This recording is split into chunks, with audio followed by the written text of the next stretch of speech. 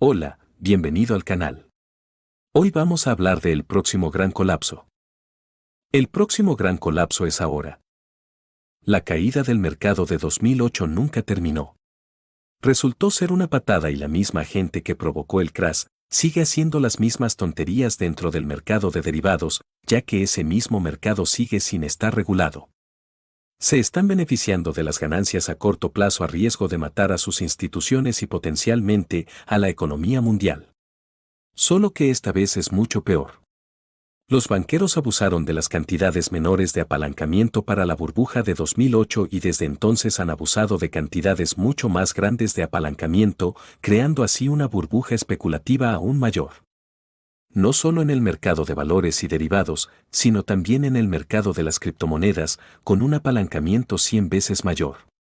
El COVID-19 entró y sacudió a la economía hasta el punto de que la Fed está ahora entre la espada y la pared. Con el fin de ganar más tiempo, el gobierno liberó una serie de medidas de protección, como la indulgencia hipotecaria, que expira al final del segundo trimestre, el 30 de junio de 2021 y las exenciones SLR, las cuales expiraron el 31 de marzo de 2021. Pero el mercado va a estrellarse a pesar de todo. Los ricos cometieron un error fatal al sobrepasar las acciones, pero existe la posibilidad de que recuperen sus décadas de absorber el dinero de los contribuyentes. El mercado de derivados es potencialmente un mercado de $1 cuatrillón. Los precios de los memes no son precios de los memes. Hay mucho dinero en el mundo y nosotros estamos acostumbrados a pensar que los precios de meme son demasiado altos para alcanzarlos. La DTC, la ICC, la OCC han estado aprobando normas y regulaciones, planes de subasta y liquidación, para poder devorar fácilmente a la competencia y consolidar el poder una vez más como en 2008. Los responsables, incluido Gary Gensler, no son amigos. La DTC, la ICC y la OCC también están aprobando normas para asegurarse de que los minoristas no puedan volver a hacer esto. Estas reglas son para el mercado futuro, es decir, después de la caída del mercado y no quieren que nadie tenga la oportunidad de quitarles el juego nuevamente. Estas reglas no son para iniciar el MOAS. La pandemia de COVID-19 expuso a muchos bancos a través del ratio de apalancamiento suplementario, SLR, donde el endeudamiento masivo, apalancamiento, casi provocó que muchos bancos entraran en default. Los bancos tienen bloques de cuentas en el balance de la Reserva Federal que mantienen sus tesoros y depósitos. La exención del SLR hizo que estos tesoros y depósitos de las cuentas de los bancos en el balance de la Fed no se calcularan en el SLR, lo que les permitió aumentar su SLR hasta el 31 de marzo de 2021 y evitar el impago. Ahora deben extraer bonos del Tesoro de la Reserva Federal en reposiciones inversas para evitar el incumplimiento de los requisitos del SLR. Esto da lugar a la explosión del mercado de reposiciones inversas, ya que están luchando por sobrevivir debido a su apalancamiento masivo. Una tonelada de la información proporcionada aquí es de la película Inside Job. Estoy parafraseando la película, así como retomando citas directas, así que por favor, entiendan que un montón de esta información es un resumen de esa película. Se entiende que The Big Short es mucho más popular debido a que es una película más al estilo de Hollywood, pero no entra en detalles tan grandes sobre las condiciones que llevaron a la caída y cómo las cosas ni siquiera han cambiado, sino que, de hecho, empeoraron y nos llevaron a donde estamos ahora. En serio, vean Inside Job, es un documental con entrevistas a muchas personas, entre ellas, las que estuvieron involucradas en el esquema Ponzi de la bomba del mercado de derivados que condujo al crack de 2008 y su continuo cabildeo para influir en el gobierno y mantener las regulaciones a raya. El crack del mercado de 2008. El casino del mundo financiero, el mercado de derivados. Todo comenzó en la década de 1990 cuando se creó el mercado de derivados. Esto supuso la apertura del casino, literalmente hablando, del mundo financiero. Se trata de apuestas realizadas sobre un activo, índice o entidad subyacente y las cuales son muy arriesgadas. Los derivados son contratos entre dos o más partes que derivan su valor del rendimiento del activo, índice o entidad subyacente. Uno de estos derivados que muchos conocen son las opciones CALLS y PUTS. Otros ejemplos de derivados son los forwards, los futuros, los swaps y sus variaciones, como las obligaciones de deuda colateralizada, CDO, y los credit default swaps, CDS. El potencial para ganar dinero con estas operaciones es una locura. Por ejemplo, la opción CAL normal ya no se lleva a casa un rendimiento de 1 a 1 cuando la acción subyacente sube o baja $1. Sus rendimientos pueden ser amplificados por magnitudes más grandes. A veces puede obtener una rentabilidad de 10 a 1 sobre su inversión o de 20 a 1 y así sucesivamente. Y no solo eso, sino que puede apalancarse tomando prestado el dinero de alguna otra entidad. Esto permite que tus apuestas te devuelvan potencialmente mucho más dinero. Se puede ver cómo esto se va de las manos muy rápidamente, porque la cantidad de dinero que se puede ganar se dispara de manera absoluta frente a las inversiones tradicionales. Se hicieron intentos de regular el mercado de derivados, pero debido al cabildeo masivo de Wall Street, las regulaciones fueron constantemente cerradas. La gente siguió tratando de aprobar regulaciones hasta que en el año 2000, la Ley de Modernización de Futuros de Productos Básicos prohibió por completo la regulación de los derivados. Y por supuesto, una vez que el mercado de derivados fue dejado sin control, se dirigió velozmente hacia Wall Street para que comenzara a hacer toneladas de apuestas arriesgadas y así aumentar sus ganancias. El mercado de derivados explotó una vez que se prohibió la regulación y por ende, continuó la desregulación del mundo financiero.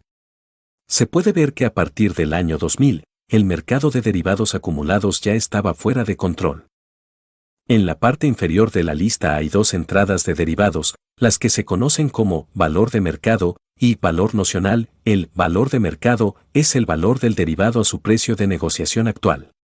Mientras que el valor nocional es el valor del derivado cuando estaba al precio del ejercicio. Por ejemplo, una opción CAL, un derivado, representa 100 acciones de ABC con una huelga de $50. Tal vez se está negociando en el mercado a $1 por contrato en este momento. Visual Capitalist estima que el valor nocional acumulado de los derivados está entre $558 billones y $1 billón. CDO y valores respaldados por hipotecas. Hace décadas, el sistema de pago de hipotecas solía ser entre dos partes, el comprador y el prestatario. Dado que el movimiento de dinero se produce entre el comprador y el prestatario debe tener mucho cuidado de asegurarse de que el comprador pueda pagar su préstamo y no dejar de pagar. Pero ahora, es una cadena. Los compradores de vivienda comprarán un préstamo de los prestamistas venderán esos préstamos a los bancos de inversión y los bancos de inversión combinarán miles de hipotecas y otros préstamos, incluyendo préstamos para automóviles, préstamos estudiantiles y deudas de tarjetas de crédito para crear derivados complejos llamados obligaciones de deuda colateralizadas, CDO. Los bancos de inversión entonces pagan a las agencias de calificación para calificar su CDO. Esto puede ser en una escala de AAA, la mejor calificación posible equivalente a los valores respaldados por el gobierno, hasta llegar a CD, que son bonos basura y muy arriesgados. Muchos de estos CDO recibieron calificaciones AAA a pesar de estar llenos de basura. Los bancos de inversión entonces toman estos CDO y los venden a los inversores, incluidos los fondos de pensiones, porque esa era la calificación requerida para los fondos de pensiones, ya que solo comprarían valores altamente calificados. Ahora, cuando el propietario paga su hipoteca, el dinero fluye directamente a los inversores. Los inversores son los principales perjudicados si los CDO que contienen las hipotecas empiezan a fallar.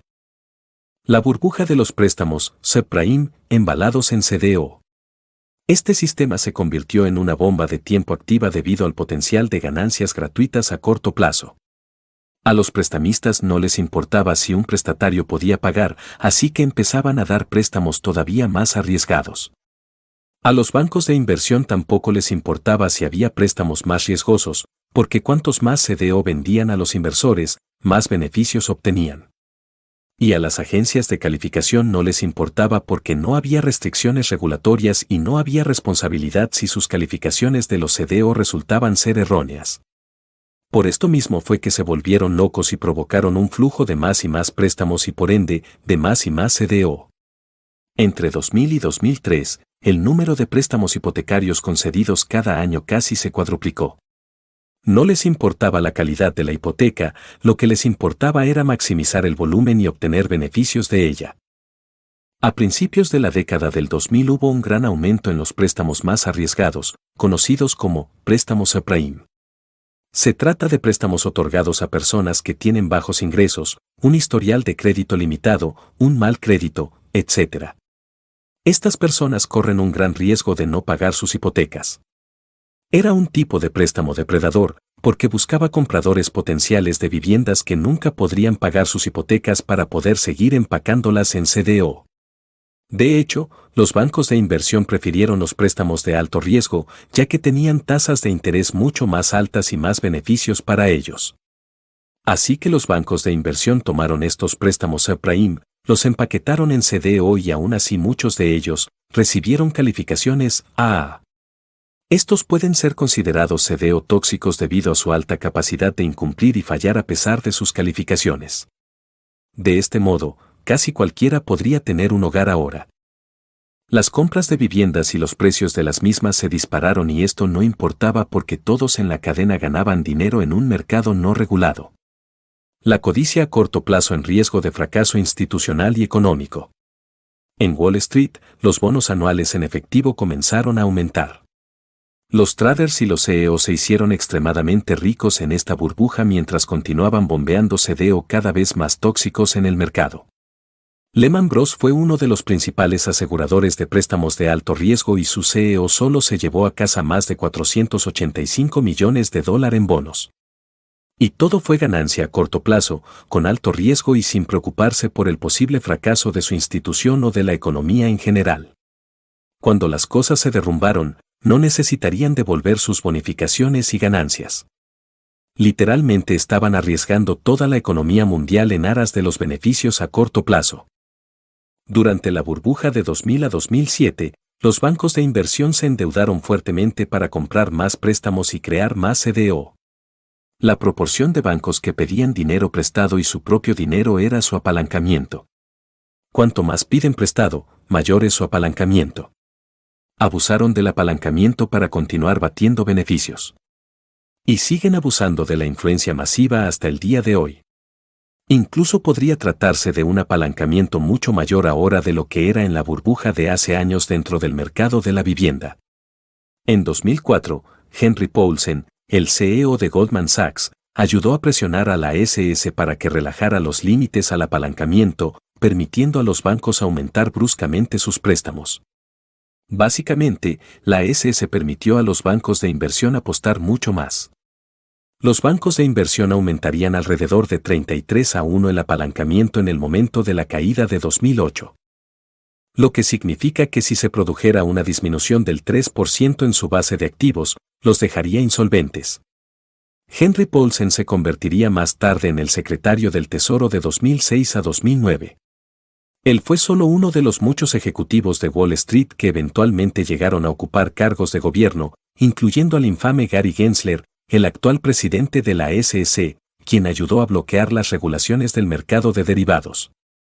Los préstamos explotaron y beneficios explotaron y todo ello corría el riesgo de destruir sus instituciones y, posiblemente, la economía mundial.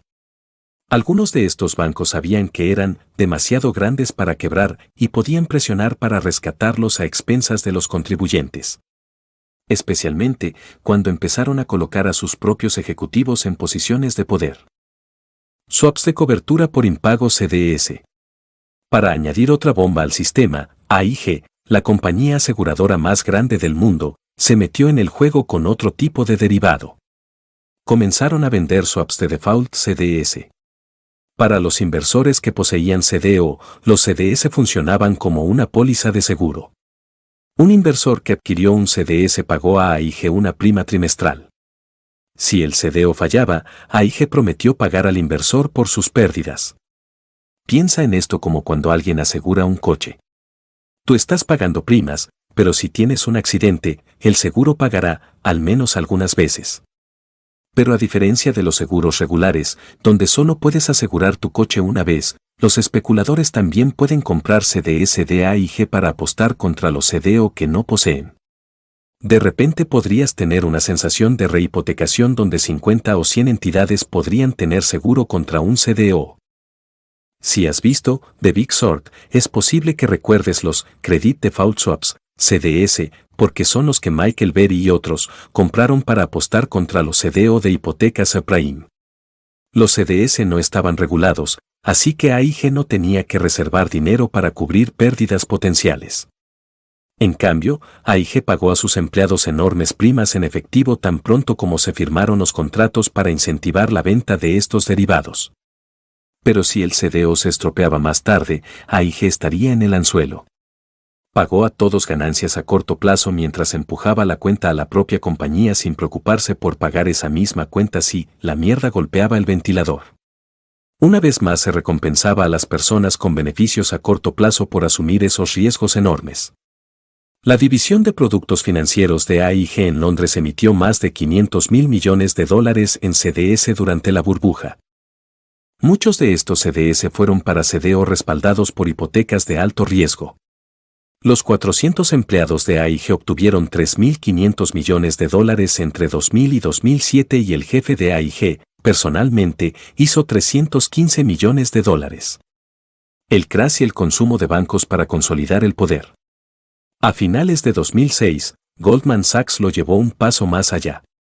No solo vendía CDO tóxicos, sino que empezó a apostar activamente contra ellos al mismo tiempo que les decía a los clientes que eran inversiones de alta calidad. Goldman Sachs compraría CDS de AIG y apostaría contra CDO que no eran de su propiedad y se le pagaba cuando esos CDO fallaban. Goldman compró al menos $22.000 millones en CDS de AIG y fue tanto lo que compró que Goldman se dio cuenta de que la propia AIG podría quebrar, lo que más tarde sucedería y por lo que el gobierno tendría que rescatarlas. Así que Goldman gastó $150 millones asegurándose contra el posible colapso de AIG. Posteriormente, en 2007, Goldman fue todavía más lejos, pues comenzaron a vender CDO diseñados específicamente para que cuanto más dinero perdieran sus clientes, más dinero ganara Goldman Sachs. Muchos otros bancos hicieron lo mismo. Crearon CDO de mierda y los vendieron, mientras que al mismo tiempo apostaron que fallarían los CDS. Todos estos CDO se vendieron a los clientes como inversiones seguras debido a las agencias de calificación cómplices. Las tres agencias de calificación, Moody's, S&P y Fitch, hicieron miles de millones de dólares dando altas calificaciones a estos valores de riesgo. Moody's, la agencia de calificación más grande, cuadruplicó sus beneficios entre 2000 y 2007. Cuantos más triple dieron, mayores fueron sus compensaciones y ganancias para el trimestre. Las calificaciones triple aumentaron de un puñado en el año 2000 a miles en 2006. Cientos de miles de millones de dólares en CDO estaban siendo calificados como AAA por año. Cuando todo se derrumbó y las agencias de calificación fueron convocadas ante el Congreso, las agencias de calificación expresaron que era su opinión sobre la calificación para escapar de la culpa y todo esto a pesar de saber que eran tóxicos y que no merecían nada por encima de la calificación de basura. En 2008 las ejecuciones hipotecarias se dispararon. Los compradores de viviendas con préstamos de alto riesgo estaban en medio de una mora en sus pagos. Los prestamistas ya no podían vender sus préstamos a los bancos de inversión y como los préstamos fueron malos, docenas de prestamistas fallaron. El mercado de CDO colapsó dejando a los bancos de inversión con cientos de miles de millones de dólares en préstamos con CDO e inmuebles que no podían vender. Mientras tanto, los que compraron CDS llamaban a la puerta para cobrar. En marzo de 2008, Bear Stearns se quedó sin dinero y fue adquirida por $2 la acción por JP Morgan Chase. El acuerdo fue respaldado por $30.000 millones en garantías de emergencia de la Reserva Federal. Esto fue solo un ejemplo de un banco siendo consumido por una entidad más grande. AIG, Bear Stearns, Lehman Bros., Fannie Mae y Freddie Mac eran todos AA o más de calificación antes de colapsar o ser rescatados. Lo que significaba que estaban muy seguros, pero que habían fallado. La Reserva Federal y los grandes bancos se reunieron para discutir sobre los rescates de diferentes bancos y decidieron dejar que Lehman Brothers también quebrara. El gobierno también se hizo cargo de AIG y un día después de la toma, pidió al gobierno 700.000 millones de dólares en rescates para los grandes bancos. En ese momento, la persona a cargo de manejar la crisis financiera, Henry Paulson, ex CEO de Goldman Sachs, trabajó con el presidente de la Reserva Federal para obligar a AIG a pagar a Goldman Sachs parte de su dinero de rescate a 10 centavos por dólar. Lo que significa que no hubo negociación de precios más bajos. ¿Conflicto de intereses?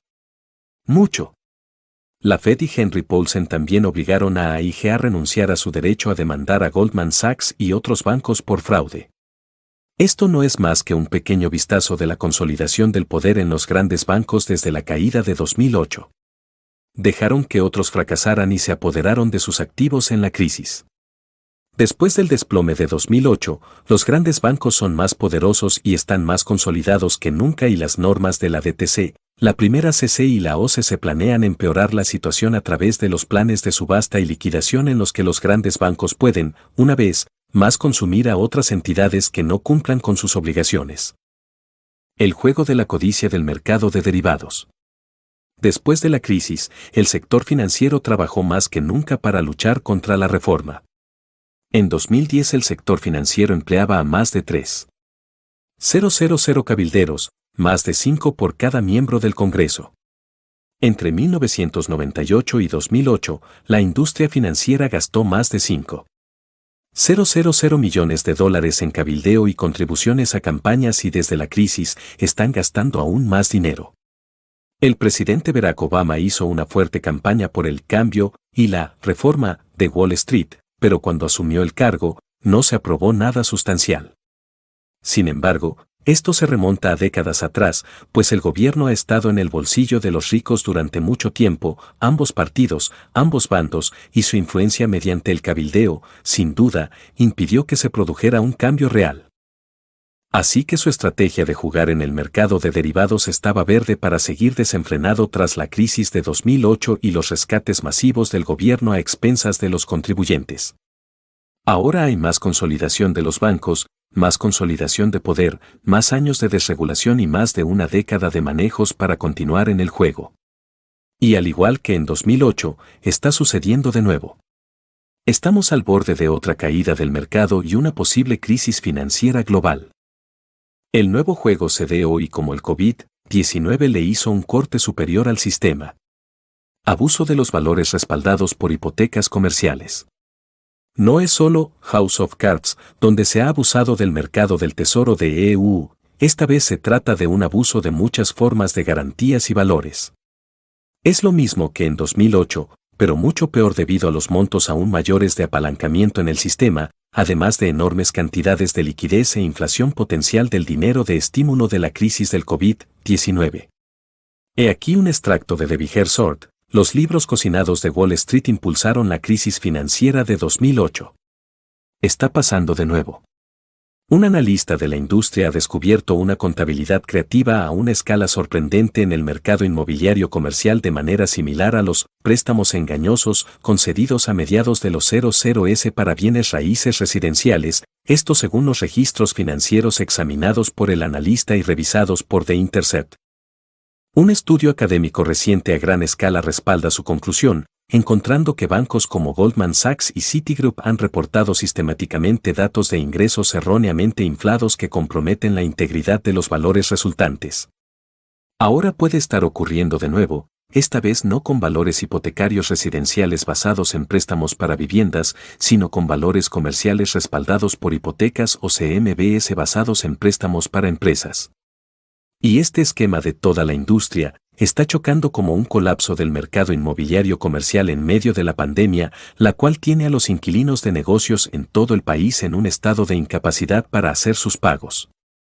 Esta vez han estado abusando de los valores respaldados por hipotecas comerciales, CMBS, y potencialmente podrían abusar de otras formas de garantía, las cuales podrían estar golpeando MBS así como bonos del tesoro. El siguiente gráfico muestra las sobrevaloraciones de los mayores bancos problemáticos. La diferencia en barra se encuentra entre las muestras tomadas de datos entre 2013 a 2015 y los datos entre 2016 a 2019. Casi todos los bancos experimentaron un aumento positivo a lo largo del tiempo de sobrevaloración. La exageración involuntaria debería haberse producido en momentos aleatorios. O si los prestamistas eran asiduos y la exageración era involuntaria, uno podría esperar que disminuyera con el tiempo a medida que los prestamistas descubrieran sus errores. En cambio, con casi todos los prestamistas, la exageración aumentó con el paso del tiempo. El corte superior del COVID-19 los envió revueltos. El sistema fue apuntalado para fallar al igual que en la burbuja del mercado de la vivienda 2000 a 2007. Ahora estamos en una burbuja especulativa de todo el mercado junto con la burbuja del mercado comercial debido al continuo abuso del apalancamiento masivo del mundo. El infierno también en criptomonedas, las cuales se introdujeron después de la caída de 2008. ¿Sabías que puedes obtener más de 100 veces de apalancamiento en criptografía en este momento? Imagina lo aterrador que podría ser ese colapso si los otros mercados fallan. Hay mucho abuso de apalancamiento en el mundo. Todo lo que se necesita es un golpe fatal para derribarlo todo y seguro como en el infierno, parece que el COVID-19 fue ese atajo para enviarlo todo a una espiral de la muerte. Cuando el COVID-19 golpeó, muchas personas se quedaron sin trabajo. Otros conservaron su empleo pero con salarios más bajos. Eso sacudió al mundo financiero y fue totalmente inesperado. Los residentes de apartamentos ahora se convertirían en delincuentes, haciendo que los complejos de apartamentos se convirtieran en hogares de delincuentes. Los dueños de negocios estarían sufriendo por dinero en efectivo para pagar sus hipotecas debido a la falta de dinámica dentro de sus mismos negocios. Los préstamos de alto riesgo comenzaron a convertirse en un problema realmente grande. Las tasas de morosidad de las hipotecas comerciales comenzaron a dispararse cuando estalló la crisis del COVID-19 e incluso superaron los niveles de 2008 en marzo de 2020. ¿Recuerdas lo que pasó en 2008 cuando esto ocurrió? Cuando las tasas de morosidad subieron en las hipotecas en 2008, los CDO de esas hipotecas empezaron a fallar. Pero, esta vez el COVID-19 los tomó a todos desprevenidos. Evitar que los CDO incurran en incumplimiento antes de estar listos. El COVID-19 los envió a la pelea. No podían permitir que estos CDO fallaran todavía porque querían establecer sus reglas para ayudarles a consumir otras entidades fallidas a su antojo. Al igual que en 2008, no solo querían protegerse cuando la bomba nuclear se disparó durante esas décadas de abuso de derivados, sino que querían ser capaces de atrapar a la competencia fácilmente. Fue entonces cuando el DTC y CCIOC se comenzaron a redactar sus planes de subasta y liquidación. Para ganar tiempo, empezaron a lanzar protecciones de emergencia para la economía. Como prevención de los incumplimientos hipotecarios que enviarían a su CDO a la quiebra. Esta protección termina el 30 de junio de 2021. Y adivina que, muchas personas todavía están en riesgo de caer en la trampa. Este artículo fue publicado ayer. En el momento en que estos planes de protección se levanten, podremos ver un aumento en las ejecuciones hipotecarias a medida que los pagos morosos se hayan acumulado durante el último año. SLR requisito exención, ¿por qué está explotando el repositorio inverso? Otro gran problema expuesto por el COVID-19 fue cuando las necesidades de SLR se redujeron durante la pandemia. Tuvieron que aprobar una medida rápida para proteger a los bancos de la suspensión de pagos en abril de 2020. En un breve anuncio, la Fed dijo que permitiría que un cambio en el ratio de apalancamiento suplementario expirara el 31 de marzo. La medida inicial, anunciada el 1 de abril de 2020, permitió a los bancos excluir a los tesoreros y a los depósitos en bancos de la Reserva Federal del cálculo del ratio de apalancamiento. ¿Qué se puede sacar de lo anterior? SLR se basa en los depósitos bancarios con la propia Fed. Son las tesorerías y los depósitos que los bancos tienen en el balance de la Reserva Federal. Los bancos tienen un bloqueo de cuentas en el balance de la Fed que mantiene tesorerías y depósitos. La regla pandémica de SLR les permitió descuidar estos tesoros y depósitos en su cálculo de SLR y aumentó su valor SLR, permitiéndoles sobrevivir a los impagos. Esta es una señal grande, una gran señal de que los bancos están sobreapalancados al pedir prestado toneladas de dinero como en 2008. El SLR es el ratio de apalancamiento complementario y se promulgó rápidamente para que los bancos no quebraran bajo el apalancamiento masivo por no mantener suficiente capital. El ratio de apalancamiento complementario es la aplicación por los Estados Unidos del ratio de apalancamiento de Basilea III nivel 1, con el que los bancos calculan el importe de capital común que deben mantener en relación con su exposición total al apalancamiento. Los grandes bancos estadounidenses deben poseer el 3%. Las sociedades de cartera bancarias de primer orden también deben disponer de un colchón adicional del 2% hasta un total del 5%. El SLR, que no distingue entre activos en función del riesgo, está concebido como un respaldo a los requisitos de capital ponderados en función del riesgo. Aquí está una exposición de su SLR de principios de este año. La clave es tener un SLR elevado, superior al 5%, como banco de primer nivel. La protección SLR terminó el 31 de marzo de 2021. Adivina lo que empezó a pasar justo después. El mercado de recompras inversas comenzó a explotar. Este es un comportamiento muy inusual porque no es en un cuarto de final dentro del cual los cuartos de final tienen una presión significativa sobre la economía. La acumulación a lo largo del tiempo implica que el mercado está sujeto a una presión significativa. Especulación, SLR depende de sus depósitos con la misma Fed. Necesitan extraer tesoros durante la noche para mantenerlos fuera de las balanzas de la Fed para así evitar que no cumplan los requisitos de SLR. Cada banco tiene una cuenta en el balance de situación Fed, que es contra lo que se calcula SLR. Por eso está explotando. Todos están luchando por cumplir con los requisitos de SLR. DTC, ICC, OCC Winddown y planes de subasta. Preparación para una mayor consolidación del poder. Hemos visto algunas reglas interesantes del DTC, ICC y OCC. Están aprobando con fuerza estas reglas porque el COVID-19 puede patear, pero no puede durar para siempre. La Fed está lidiando con el potencial de inflación desbocada del estímulo del COVID-19 y no puede permitir que los bancos sobreapalancados vuelvan a dar patadas. Tienen que resolver esto lo antes posible. El 30 de junio podría ser el plazo debido a la posibilidad de que los CDOs empiecen a colapsar. Repasemos algunas de estas reglas. Los más importantes, en mi opinión, porque arrojan luz sobre las tonterías que están tratando de hacer una vez más, son acerca de levantar a los competidores a bajo precio y protegerse de incumplir también. DTC 004, Plan de liquidación y subasta. ICC 005, Plan de liquidación y subasta. OCC 004, Plan de subasta. Permite que terceros se unan. OCC 003, Plan de blindaje. Protege a la OCC. En resumen, cada uno de estos planes permite a cada rama del mercado protegerse en caso de grandes incumplimientos de los miembros, también permiten a los miembros recoger los activos de los miembros que se encuentran en mora. ¿Qué es eso? ¿Robo de activos?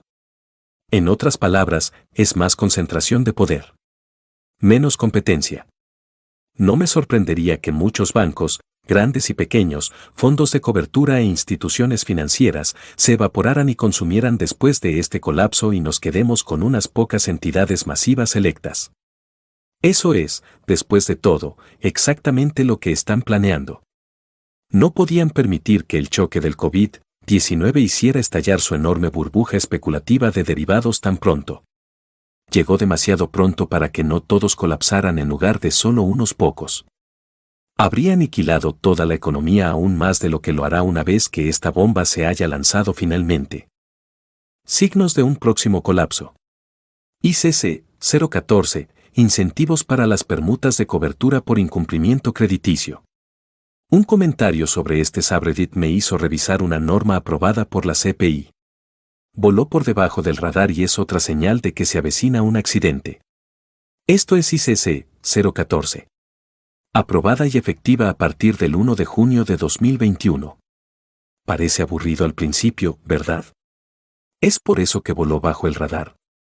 Pero ahora que se conocen las causas del desplome del mercado de 2008 y cómo los CDO tóxicos fueron empaquetados juntos y luego los CDS se usaron para apostar contra esos CDO, echa un vistazo a lo que el ICC 014 está haciendo a partir del 1 de junio. Están proporcionando programas de incentivos para comprar índices de permuta de impago de crédito. Son como CDS estándar, pero empaquetados juntos como un índice, piensa en ello como en un fondo indexado. Esto les permite apostar contra una amplia gama de CROs u otras entidades a una tarifa más barata. Ahora los compradores pueden apostar contra una amplia gama de fallas en el mercado. Están permitiendo descuentos de hasta el 25%. Hay muchos más indicadores que apuntan a un colapso del mercado. Pero dejaré que ustedes investiguen más. Gracias por ver el video y asegúrese de seguirnos en las redes sociales, suscribirse y dar me gusta a la página.